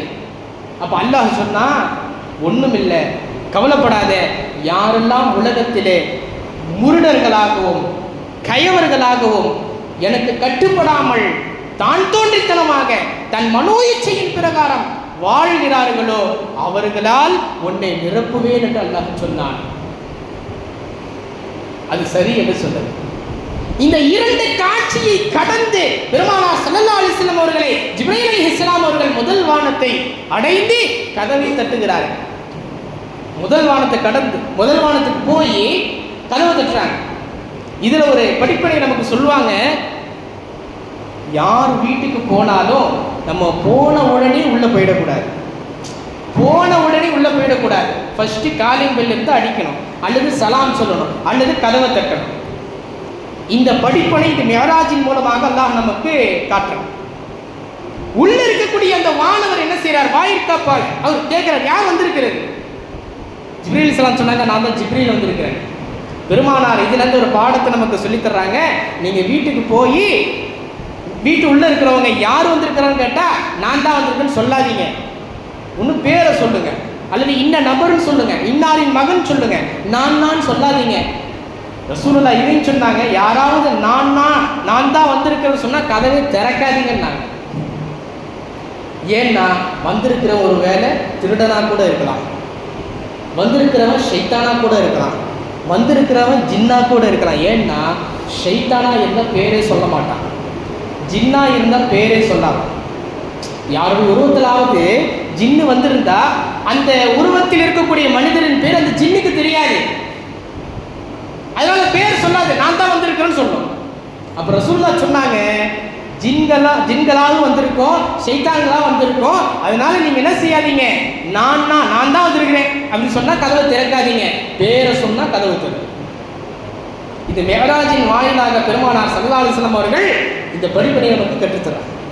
இப்போ முதல் வானத்தை தட்டுகிறார்கள், அங்கே கதவு திறக்கப்படுகிறது, உள்ளே செல்கிறார்கள். பார்த்தால் ஆதம் அலைஹிஸ்ஸலாம் அவர்களை பார்க்கிறார்கள். ஆதம் அலைஹிஸ்ஸலாம் அவர்கள் அங்கே இருக்கிறார்கள். நபி ஸல்லல்லாஹு அலைஹி வஸல்லம் அவர்கள் ஆதம் அலைஹிஸ்ஸலாம் அவர்களை பார்க்கிறார்கள். ஆதம் அலைஹிஸ்ஸலாம் அவங்க வலது பக்கம் திரும்புறாங்க, சிரிக்கிறாங்க, இடது பக்கம் திரும்புறாங்க, அழுகுறாங்க. ஜிப்ரீல் அலைஹிஸ்ஸலாம்ட்ட ரசூலுல்லாஹ் கேட்குறாங்க, ஏன் வலது பக்கம் பார்த்து சிரிக்கிறாங்க, இடது பக்கம் பார்த்து அழுகுறாங்களே, காரணம் என்ன அப்படின்னா, ஜிப்ரீல் அலைஹிஸ்ஸலாம் சொன்னாங்களா, வலது பக்கத்தில் இருந்தவர்கள் மூமின்கள், வலது பக்கத்தில் இருந்தவர்கள் மூமின்கள். அவங்க பாவம் செஞ்சா உடனே அல்லாஹ் இடத்துல பாவ மன்னிப்பு கேட்பாங்க, சொர்க்கவாசிகள். இடது பக்கத்தில் உள்ளவர்கள் நரகவாதிகள். பாவம் செஞ்சாக்க அல்லாஹ்ட்ட மன்னிப்பு கேட்கவே மாட்டான். எனவே வலது பக்கத்தில் உள்ளவர்களை பார்த்து சிரித்தார்கள், இங்க பார்த்து அழுதாங்க, வேற ஒண்ணும் இல்லை. கனிமான அல்லாஹ்வின் நல்லடியார்களே, இந்த ஆதம் அலைஹிஸ்ஸலாம் அவர்களை பெருமானார் ஸல்லல்லாஹு அலைஹி வஸல்லம் அவர்களை பார்த்தார்களே, இதற்கான காரணம் என்ன தெரியுமா? அல்லாஹ் பெருமானாருக்கு ஆதம் அலைஹிஸ்ஸலாம் அவர்களை காண்பித்து ஒரு சில விஷயங்களை உணர்த்துகிறான். என்ன தெரியுமா? ஆதம் அலைஹிஸ்ஸலாம் அவங்க எப்படி சொர்க்கத்தை விட்டு வெளியேற்றப்பட்டு பூமிக்கு வந்தாங்களோ, அந்த மாதிரி நபியே நபியே நீங்களும் ஒரு நாள் மக்காவை விட்டு வெளியேற்றப்படுவீர்கள், மக்காவை விட்டு வெளியேற்றப்படுவீர்கள். ஆதம் அலைஹிஸ்ஸலாம் அவர்கள் அந்த சொர்க்கத்தின் பிரிவால் கஷ்டப்பட்டார்களோ, அதுபோல் நீங்கள் மக்காவின் பிரிவால் சிரமப்படுவீர்கள். பிறகு ஆதம் அலைஹிஸ்ஸலாம் அவர்கள் இந்த பூ உலகத்திற்கு வந்ததற்கு பிறகுதான் அல்லாஹ் ஜல்ல ஷானஹு தஆலா பிச்சலங்களை ஏற்படுத்தினான், மனித வர்க்கத்தை ஏற்படுத்தினான். அது மாதிரி நீங்க ஹிஜ்ரத் பயணத்தை மேற்கொண்டு மதீனாவுக்கு சென்றதற்கு பிறகு அல்லாஹ் உங்கள் மூலமாக இஸ்லாமியர்களை, ஈமானிய கேடயங்களை அல்லாஹ் ஏற்படுத்துவான். இது முதல் வானத்தில் நடந்த நிகழ்வை குறித்து அல்லாஹ் ஜல்ல ஷானஹு தஆலா இப்படிப்பட்ட ஒரு காட்சியை காட்டி பெருமானாருக்கு உணர்த்தினார். அப்படியே கடந்து செல்கிறார்கள் இரண்டாவது வானம். இரண்டாவது வானத்திலே யாரை பார்க்கிறார்கள்? ஈசா அலைஹிஸ்ஸலாமும் யஹ்யா அலைஹிஸ்ஸலாமும், இரண்டு நபிமார்களும் இருக்கிறார்கள். ஒரு வானத்துல ரெண்டு பேர் இருக்கிறாங்க. யஹ்யா அலைஹிஸ்ஸலாம், ஈசா அலைஹிஸ்ஸலாம் ரெண்டு பேருமே இருக்கிறாங்க. ஏன் ரெண்டு பேருமே ஒரு வானத்துல ஒற்றுமையா இருக்கிறாங்கன்னு சொன்னா, அவங்க ரெண்டு பேருமே நெருங்கிய உறவினர். அவங்க நெருங்கிய உறவினர் என்ற காரணத்தினால் அல்லாஹ் ரெண்டு பேரையும் ஒரு வானத்திலே இருக்க செய்தார். இன்னொரு விளக்கத்தையும் சொல்லுவார்கள். கடைசி கியாமத்துடைய நாளில் ஈசா அலைஹிஸ்ஸலாம் அவர்கள் பூமிக்கு வருவாங்க இல்லையா? கியாமத்துடைய நாள் தஜ்ஜாலை கொலை பண்றதுக்கு பூமிக்கு வருவாங்க. அப்போ வானம் ஈசா அலைஹிஸ்ஸலாம் இல்லாமல் வெறுமையாக காட்சி தரும். அதனால அல்லாஹ் தஆலா யஹ்யா அலைஹிஸ்ஸலாம் அவர்களையும் சேர்த்து வைத்தார். ஈசா அலைஹிஸ்ஸலாம் அவர்கள் கீழே வந்துட்டா அந்த வானத்தில் யார் மட்டும் தான் இருப்பா? யஹ்யா அலைஹிஸ்ஸலாம் அவங்க இருப்பாங்க. வெறுமையாக இருக்கக்கூடாது என்ற காரணத்தினால் ஈசா அலைஹிஸ்ஸலாம் இல்லாமல் அந்த வானம் யாரும் இல்லாமல் தனியாக இருக்கக்கூடாது என்ற காரணத்தினால் ஈசா அலைஹிஸ்ஸலாம் அவர்களையும் யஹ்யா அலைஹிஸ்ஸலாம் அவர்களையும் சேர்த்து அல்லாஹ் ஒன்றாக வைத்தான். நபிமார்கள் இருப்பதால் வானம் சிறப்பாக இருக்கிறது. வானத்தில் நபிமார்கள் இருப்பதால் நபிமார்களுக்கு சிறப்பு அல்ல, நபிமார்கள் வானத்தில் இருப்பதால் வானத்திற்கு சிறப்பு. நபிமார்களை கொண்டுதான் நபிமார்கள் இருக்கிற இடம் சிறப்பானதை தவிர அந்த இடத்தை கொண்டு நபிமார்கள் சிறப்பானவர்கள் என்று சொல்லக்கூடாது, அது தப்பு. அல்லாஹ் இந்த அஸ்ரா பி அப்திஹி லைலம் மினல் மஸ்ஜிதில் ஹராம் இலல் மஸ்ஜிதில் அக்ஸா பாரக்னா ஹவ்லஹு என்று சொல்கிறான். பைத்துல் முகத்தஸ், அதை சுற்றியுள்ள இடம் பரிசுத்தமான இடம், பரக்கத்து பொருந்திய இடம், அருள்வளம் மிக்க இடம் என்று அல்லாஹ் சொல்வதற்கு காரணம் என்னன்னா, அல்லாஹ் ஏன் அந்த பைத்துல் முகத்தஸை சுற்றியுள்ள இடம் பரக்கத்து பொருந்தியது, அல்லாஹுடைய அருள்வளம் தாங்கியது என்று ஏன் அல்லாஹ் சொன்னான் என்றால், அந்த பைத்துல் முகத்தஸை சுற்றி பல நபிமார்களுடைய அடக்கஸ்தலம் இருக்கிறது. பல நபிமார்கள் அந்த பைத்துல் முகத்தஸை சுற்றி இருக்கிற காரணத்தினால் அல்லாஹ் ஜல்ல ஷானஹு தஆலா பாரக்னா ஹவுலஹு என்ற வார்த்தை எல்லாம் பயன்படுத்தும். கண்ணியமிக்க அல்லாஹ் நல்லடியார்களே, இப்படியாக ஒவ்வொரு வானத்திலும் ஒவ்வொரு நபிமார்களை நபிகள் ஸல்லல்லாஹு அலைஹி வஸல்லம் அவர்கள் காண்பித்து செல்கிறார்கள், பார்த்து கொண்டே செல்கிறார்கள். மூன்றாவது வானத்திலே நபியா யூசுப் அலைஹிஸ்ஸலாம் அவர்களை பெருமானார் ஸல்லல்லாஹு அலைஹி வஸல்லம் அவர்கள் காண்கிறார்கள். அவர்களை பார்த்ததற்கான காரணம் என்ன? யூசுப் அலைஹிஸ்ஸலாம் அவர்களை அவர்களுடைய சகோதரர்கள் பாலங்களற்ற தள்ளாங்க. அவங்க குடும்பத்தை சார்ந்தவங்களே அவங்களுக்கு நெருக்கடியா இருந்தாங்க. அது மாதிரி நபியே, உங்கள் குடும்பத்தை சார்ந்தவர்களும் உங்களுக்கு நெருக்கடியாக இருப்பார்கள் என்பதை அல்லாஹ் ஜல்ல ஷானஹு இந்த இடத்துல காட்டுறார். ஈசா அலைஹிஸ்ஸலாம் அவர்களை அந்த மக்கள் பொய்யாக்கினார்கள், ஈமான் கொள்ளாமல் சில பேர் இருந்தாங்க. அது மாதிரி நபியே, உங்களையும் சில மக்கள் ஈமான் கொள்ளாமல் இருப்பார்கள். யஹ்யா அலைஹிஸ்ஸலாம் அவர்கள் அந்த சமூகத்தினர் கொலை செய்தார்கள், ஷஹீதாக்கினார்கள். அந்த மாதிரி நபியே, உங்களுக்கும் ஷஹாதத்து கிடைக்கும், உங்களுக்கும் ஷஹாதத்து கிடைக்கும். நபி ஸல்லல்லாஹு அலைஹி வஸல்லம் அவர்கள் மரணப்படுக்கையில் இருந்தபோது சொன்னார்கள், எப்போ ஒரு நாள் விஷம் தைக்கப்பட்ட ஒரு இறைச்சி ஒரு பெண்மணி எனக்கு கொடுத்தால் அதனுடைய தாக்கம் தான் இன்றைக்கு எனக்கு மரணத்தில் என்னை சந்திக்க வைத்திருக்கிறது என்றார்கள். யஹ்யா அலைஹிஸ்ஸலாம், ஈசா அலைஹிஸ்ஸலாம், யூசுப் அலைஹிஸ்ஸலாம் அவர்களை பார்த்ததற்கான காரணம் இதுதான். நான்காவது வானத்திலே நபியினா இத்ரீஸ் அலைஹிஸ்ஸலாம் அவர்களை பார்த்தார்கள். ஏன் அவர்களை அல்லாஹ் காண்பித்தான் என்றால், அவர்கள் முதலிலே பேனாவை கொண்டு எழுதுவது எப்படி என்ற எழுதுகோலை முதலில் கற்பித்து கொடுத்தவர்கள் இத்ரீஸ் அலைஹிஸ்ஸலாம். அது போன்று நபியே, நீங்கள் உங்கள் வாழ்க்கையில் பெரும் பெரும் மன்னர்களுக்கு உங்கள் கைப்பட கையெழுத்து எழுதி இஸ்லாமிய அழைப்பு பிரச்சாரத்தை தொடுப்பீர்கள் என்பதாக அல்லாஹ். ஐந்தாவது வானத்தில் ஹாரூன் அலைஹிஸ்ஸலாம் அவர்களை பார்த்தார்கள். ஆறாவது வானத்திலே மூசா அலைஹிஸ்ஸலாம் அவர்களை பார்த்தார்கள். ஏழாவது வானத்திலே நபியா இப்ராஹிம் அலைஹிஸ்ஸலாம் அவர்களை பார்த்தார்கள். இப்ராஹிம் அலைஹிஸ்ஸலாம் அவர்களை பார்த்தார்கள். இப்ராஹிம் அலைஹிஸ்ஸலாம் அவர்கள் கலீலுல்லாஹ், அல்லாஹ்வுடைய உற்ற தோழர். ஆனால் நபி ஸல்லல்லாஹு அலைஹி வஸல்லம் அவர்களை ஏன் அல்லாஹ் இப்ராஹிம் அலைஹிஸ்ஸலாம் அவர்களை பார்க்க செய்தான் என்றால், இப்ராஹிம் நபி கலீலுல்லா, அல்லாஹ்வுடைய உற்ற தோழர். நீங்கள் யார் தெரியுமா? ஹபீபுல்லா, நீங்கள் என்னால் நேசிக்கப்பட்டவர். கலீலை விட அந்தஸ்தில் உயர்வானது ஹபீப். எனவே இந்த ஒரு தொடர்பின் காரணமாக அல்லாஹ் ஜல்ல தஆலா இப்ராஹிம் அலைஹிஸ்ஸலாம் அவர்களை பார்க்க வைத்தார். அந்த இப்ராஹிம் அலைஹிஸ்ஸலாம் அவர்கள் 7வது வானத்தில் இருந்தார்கள். அந்த 7 வானத்தை கடந்து சிதறத்துல் முன்தஹா என்ற இடத்தை அடைந்ததற்கு பிறகு ஜிப்ரீல் அலைஹிஸ்ஸலாம் சொல்லிட்டாங்க, இதுக்கு பிறகு என்னால போக முடியாது, நீங்க போயிட்டு வாங்க. இதான் என் அல்ல முடிஞ்சு. ரசூலுல்லாஹ் சொன்னாங்க, ஒரு நண்பன் இன்னொரு நண்பனை இந்த மாதிரிலாம் வழியில் விட்டுட்டு போகக்கூடாது. நபி ஸல்லல்லாஹு அலைஹி வஸல்லம் அவங்களும் ஜிப்ரீல் அலைஹிஸ்ஸலாம் நண்பர்கள், நெருங்கிய நண்பர்கள். சொன்னாங்க, இது வரைக்கும் கூட வந்தீங்க, இப்போ விட்டுட்டு கட்டி விட்டு போறீங்களே, இது நியாயமா அப்படின்னு. ஜிப்ரீல் அலைஹிஸ்ஸலாம் சொன்னாங்க, இல்லை யா ரசூலல்லாஹ், இதுதான் என்னுடைய எல்லை. இதை தாண்டி, இந்த இடத்தை தாண்டி ஒரு ஜான் அல்லது ஒரு அடி எடுத்து வைத்தால் அல்லாஹ் என்னை கரித்து சாம்பலாக்கி விடுவான். எப்படிப்பட்ட ஜிப்ரீல் தெரியுமா? அல்லாஹ் குர்ஆன்ல சொல்றான், துல் குவத்தில் மதீன், மிகப்பெரிய பலசாலி என்று அல்லாஹ் போற்றுகிறான். ஜிப்ரீல் அலைஹிஸ்ஸலாம் சாதாரண இல்லை. ரெக்கை விரிச்சாங்கன்னா 600 ரெக்கைகள் இருக்குமா ஜிப்ரீல் அலைஹிஸ்ஸலாம் உங்களுக்கு. ஒரு ரெக்கையின் அளவு மஷ்ரிக் வரை, மேற்கு வரை, இன்னொரு ரெக்கையின் அளவு மக்ரிப் வரை, கிழக்கு மேற்கு வரை அவர்களுடைய அந்த ரெக்கையின் அளவு இருக்கும். ஒரு ரெக்கைக்கு அவ்வளவு பெரிய பவர் சொன்னா, ஒரு ரெக்கை மாதிரி 600 ரெக்கை இருக்குமா ஜிப்ரீல் அலைஹிஸ்ஸலாம். அப்படிப்பட்ட பலசாலி. அவங்கள சொல்றாங்க, ஒரு ஜான் நவுந்தாலே அல்லாஹ் என்னை தரிச்சிருவான். இதுதான் என்னுடைய எல்லை. சித்ரத்துல் முன்தஹா. சித்ரா என்றால் இளந்த மரம். அங்க இருக்கிறது இளந்த மரம். முன்தஹா என்றால் கடைசி எல்லை.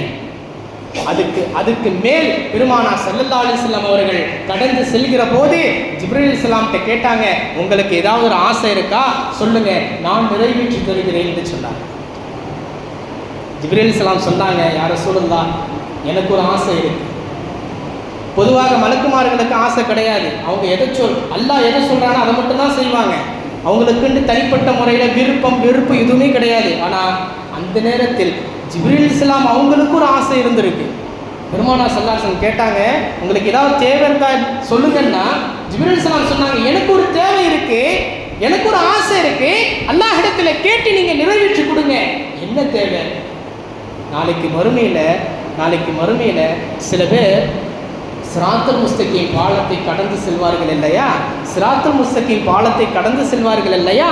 அப்படி கடக்கிற போது பாவத்தின் காரணமாக அந்த பாலத்தை கடக்க முடியாமல் தடுமாறுவார்கள், தத்தளிப்பார்கள், தடுமாறுவாங்க.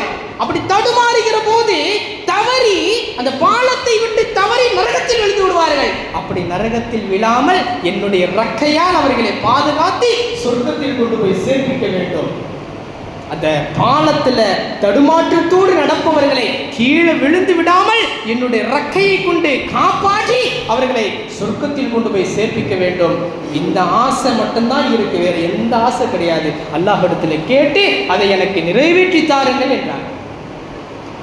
அல்லாஹ் உங்களுக்கு அந்த பாக்கியத்தை தருவான் என்று சொன்னதற்கு பிறகு சித்ரத்துல் முன்தஹாவை தாண்டி பெருமானார் ஸல்லல்லாஹு அலைஹி வஸல்லம் அவர்கள் இறைவனை சிந்திக்கிறார்கள். அல்லாஹுவை பார்த்த மாத்திரத்தில் வெட்கி தலை குனிந்து பயந்து நின்று விட்டாங்க. பயந்து நின்றுட்டாங்க. அப்படியே அல்லாஹ்ட்ட என்ன பேசுறது? அல்லாஹ் சொன்னா, முஹம்மதே வாய் திறந்து பேசுங்க, இதை தேவரத்தை கேளுங்க. ஸல்லல்லாஹு அலைஹி வஸல்லம் அவர்கள் பயத்தால் நடுங்கி நிற்கிறார்கள். அப்ப அல்லாஹ் தஆலா என்ன செஞ்சான்? தன்னுடைய கரத்தால் பெருமானார் ஸல்லல்லாஹு அலைஹி வஸல்லம் அவர்களுடைய நெஞ்சின் மீது வைத்தான். அப்ப அல்லாஹ்வுக்கு கை இருக்குன்னு அர்த்தம் இல்லை. பெருமானார் சொல்றாங்க, அல்லாஹ் என் நெஞ்சில் கை வைத்ததை போன்று நான் உணர்ந்தேன் என்றார்கள். என் நெஞ்சில் அல்லாஹ் கை வச்ச மாதிரி உணர்ந்தேன். எப்படி சொல்றாங்கன்னா, எப்படி அல்லாஹ் கை வச்சாலாம் எனக்கு தெரியாது, அதனுடைய குளிர்ச்சியை நான் உணர்ந்தேன் என்று சொல்றேன். அதற்கு பிறகு அல்லாஹ் ஜல்ல ஷானஹு தஆலா கண்ணியமிக்க அல்லாஹ் நல்லடியார்களே, கடைசியாக பெருமானார் ஸல்லல்லாஹு அலைஹி வஸல்லம் அவர்கள் அல்லாஹ் தன் நெஞ்சில் கை வைத்ததை போன்று உணர்ந்த பிறகு அல்லாஹ் நபி ஸல்லல்லாஹு அலைஹி வஸல்லம் அவர்களுக்கு ஒரு அன்பளிப்பை கொடுத்தான். அப்பதான் அல்லாஹ் கொடுக்குறான். இதை தான் நான் சொல்ல வர்றேன். இந்த அன்பளிப்புடைய மகத்துவத்தை நாம் உணரணும். அந்த அன்பளிப்பு அல்லாஹ் உலகத்திலே கொடுத்திருக்கலாமே. ஏன் அல்லாஹ் மேராஜ் பயணத்தை பெருமானார் ஸல்லல்லாஹு அலைஹி வஸல்லம் அவர்கள் மேராஜ் 7 வானத்தை கடந்து வர செய்து அல்லாஹ்வை தான் கிட்ட வந்த பிறகு அந்த அன்பளிப்பை ஏன் கொடுக்கணும்? என்ன அந்த அன்பளிப்பு தெரியுமா? 50 வக்து தொழுகை. அந்த 50 வக்து தொழுகை அல்லாஹ் உலகத்தில் இருக்கும்போதே கொடுத்திருக்கலாம்ல. ஏன் அல்லாஹ் வர வச்சு கொடுத்தா என்றால் அந்த தொழுகையினுடைய மகத்துவம் இந்த உம்மத்து உணர வேண்டும் என்பதற்காக 50 வக்தை அல்லாஹ் ஜல்ல ஷானஹு தஆலா இந்த உம்மத்திற்கு அன்பளிப்பாக பெருமானார் ஸல்லல்லாஹு அலைஹி வஸல்லம் அவர்களுக்கு அல்லாஹ் கொடுத்து அனுப்பினான். அந்த 50 வக்து தொழுகையை வாங்கிட்டு வர்றாங்க. இப்ராஹிம் அலைஹிஸ்ஸலாம் பார்த்தாங்க, என்ன விஷயம்னு கேட்டாங்க. 50 வக்து தொழுகை எனக்கு தரப்பட்டிருக்குன்னு சொன்னாங்க. அந்த நேரத்தில் அல்ஹம்துலில்லாஹ், சந்தோஷமான விஷயம் என்று சொல்லி இப்ராஹிம் அலைஹிஸ்ஸலாம் அவர்கள், உங்க உம்மத்துக்கு ஒரு விஷயத்தை நான் சொல்லி தர்றேன், உங்க உம்மத்திட்ட போய் இந்த விஷயத்தை நீங்க சொல்லுங்க. டைலியும் சுப்ஹானல்லாஹி வல்ஹம்துலில்லாஹி வலா இலாஹா இல்லல்லாஹு வல்லாஹு அக்பர்ங்கிற இந்த தஸ்பீஹை உங்க உம்மத்தை ஓத சொல்லுங்க. ஒரு தடவை ஓதுனா, ஒருத்தர் ஒரு தடவை ஓதுனா சொர்க்கத்தில் அவருக்காக ஒரு மரம் நடப்படுது என்று இப்ராஹிம் அலைஹிஸ்ஸலாம் அவர்கள் பெருமானார் ஸல்லல்லாஹு அலைஹி வஸல்லம் அவர்கள் சொல்லி அனுப்பினார்கள். கீழே இறங்குறாங்க, 6வது வானம். அங்குதான் பிரச்சனையே. மூசா அலைஹிஸ்ஸலாம் அவர்கள் வழிமறித்தார்கள். அல்லாஹ் என்ன சொன்னான்? 50 வக்து தொழுகை கடமையாக்கினான். 50 வக்து தொழுகையா? அல்லாஹ் அக்பர். என் உம்மத்தை பத்தி எனக்கு நல்லாவே தெரியும்.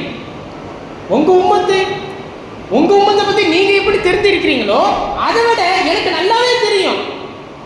அவ்வளவு பாடுபட்டாங்க மூசா அலைஹிஸ்ஸலாம் அவங்க கவுண்ட. அதனால 50 வக்து தொழுகலாம் அவங்க தொழ மாட்டாங்க. நீங்க போய் அல்லாஹ்ட்ட போய் குறைச்சிட்டு வாங்க. அப்படியா என்று சொல்லி பெருமானார் ஸல்லல்லாஹு அலைஹி வஸல்லம் அவர்கள் திரும்ப மேலே போனாங்க. அல்லாஹ் ஜல்ல ஷானஹு தஆலா 5ஆக குறைத்தான், 45.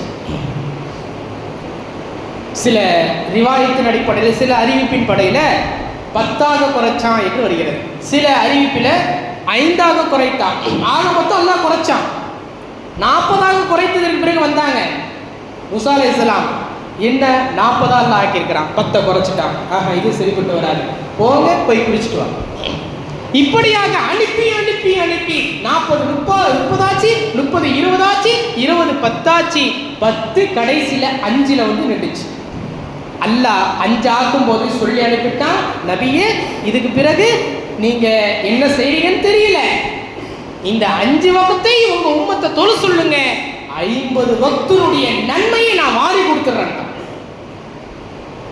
ஒரு வக்துக்கு 10 நன்மை, 5 வக்துக்கு 50 நன்மை அல்லாஹ் தர்றேன்னு சொல்றான். மூசா அலைஹிஸ்ஸலாம் கேட்ட உடனே 5 வக்து தொழ மாட்டாங்க, போய் குடிச்சு குறைச்சிட்டு வாங்கன்ட்டான். இந்த மூசா அலைஹிஸ்ஸலாம் அவர்கள் சொன்னார்கள் இல்லையா, 5 வக்து கூட தொழ மாட்டாங்கன்ட்டு, அந்த சமூகமா இன்னைக்கு மாறி போச்சு. தொழுகையில் அவ்வளவு அசால்ட்டு, தொழுகையில் அவ்வளவு அசால்ட்டு. நபி ஸல்லல்லாஹு அலைஹி வஸல்லம் கடைசியே சொல்லிட்டாங்க, இந்த 5 வக்தா தொழுவாங்க, எனக்கு நம்பிக்கை இருக்கு, இதுக்கு பிறகு அல்லாஹ்ட்ட போய் கேட்பதற்கு வெட்கமா இருக்கு, நான் போறேன்டா. அப்படியா, சரி கையில இடம் தெரியல போங்கன்ட்டான்.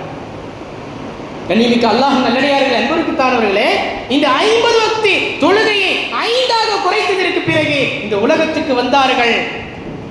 5 வக்து தொழுகை அல்லாஹ் கடமையாக்கினான் என்று இந்த உம்மத்துக்கு பிரகடனம் செய்தார்கள். எந்த வகையிலும் இந்த வாழ்க்கையில பெருமானார் ஸல்லல்லாஹு அலைஹி வஸல்லம் அவர்கள் தொழுகை விட்டது கிடையாது. மரணப்படுக்கையில் இருந்த போதும் கூட குர்ரத்து ஐனி பிஸ்ஸலா என்றார்கள். என்னுடைய கண் குளிர்ச்சியில் தொழுகையில தான் இருக்கு, என் கண் குளிர்ச்சி தொழுகையில தான் இருக்கு, என்னுடைய ஆரோக்கியம் தொழுகையில் இருக்கு, என்னுடைய பரக்கத்து தொழுகையில் இருக்கு, என்னுடைய ரஹமத்து தொழுகையில் இருக்கு, உடல் ஆரோக்கியமே தொழுகையில் இருக்கு. இஸ்ரா மேராஜ் பயணத்துல பல காட்சிகளை பெருமானார் பார்த்தார்கள் இல்லையா, அதுல ஒரு காட்சியை பெருமானார் ஸல்லல்லாஹு அலைஹி வஸல்லம் அவர்கள் சொன்னார்கள், நானும் மலக்குமார்கள் நின்றுகிட்டு இருக்கிறோம், அந்த நேரத்தில் ஒருத்தர் படுத்துக்கிட்டு இருக்கிறார். தொழாதவர்களுக்கு கிடைக்கக்கூடிய தண்டனை குறித்து பெருமானார் சொன்னார்கள். ஒருத்தர் படுத்துக்கிட்டு இருக்கிறார், ஒருத்தர் என்ன செய்யறார், கையில ஒரு பாறாங்கல்ல வச்சு அவர் மண்டையில போடுற அந்த கல்லு தலையில பட்டு தலை சுக்குநூறாக பீத்தடிக்கிறது.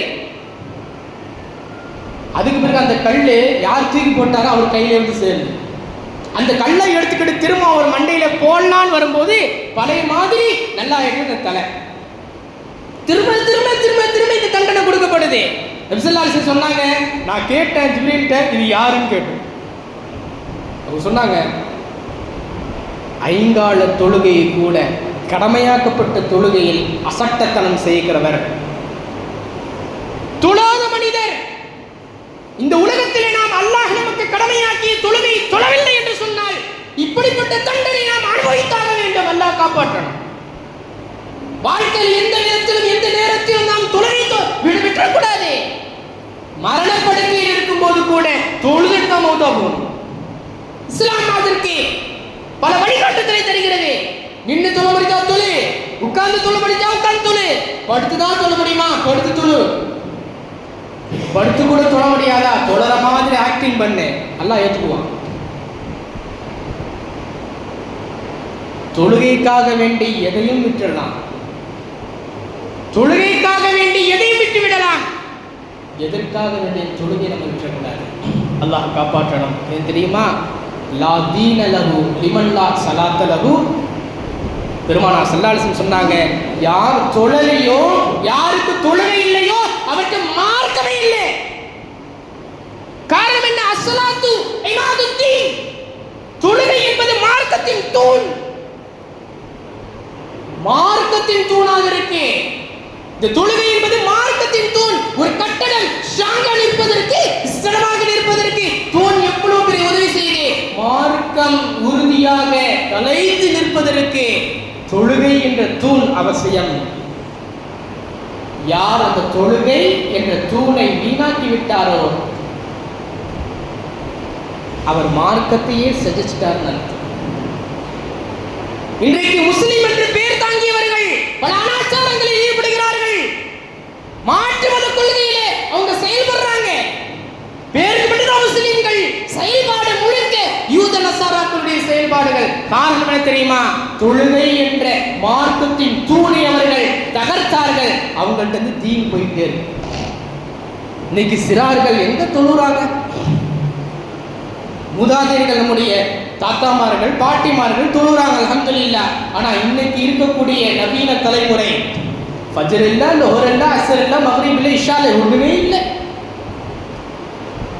எந்த தொழுகை இல்ல. என் வீட்டுக்கு பரக்கத்து வரலாம், எப்படி வரும் பரக்கத்து? கண்ணியம் வேணும்னா எப்படி கண்ணியத்து?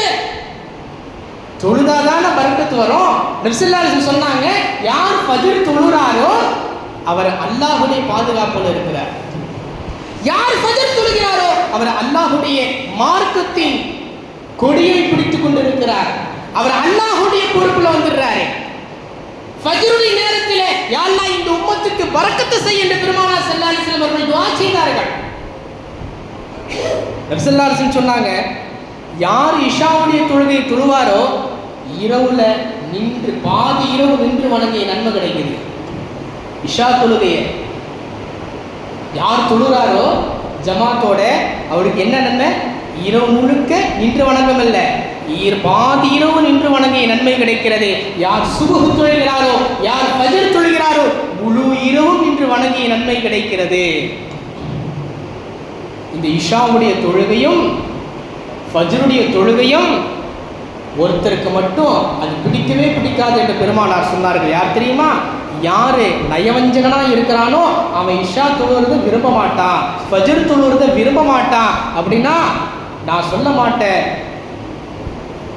தொழாதவர்கள் விளங்கிக் கொள்ள வேண்டும். நான் இஷா தொழாம நேரத்தை கழிக்கிறேன்னு சொன்னா, ஃபஜ்ர் தொழாம நேரத்தை கழிக்கிறேன்னு சொன்னா நான் யாரு? முனாஃபிக், நயவஞ்சகன் என்பதை விளங்கிக் கொள்ள வேண்டும். அல்லாஹ் காப்பாற்றான்.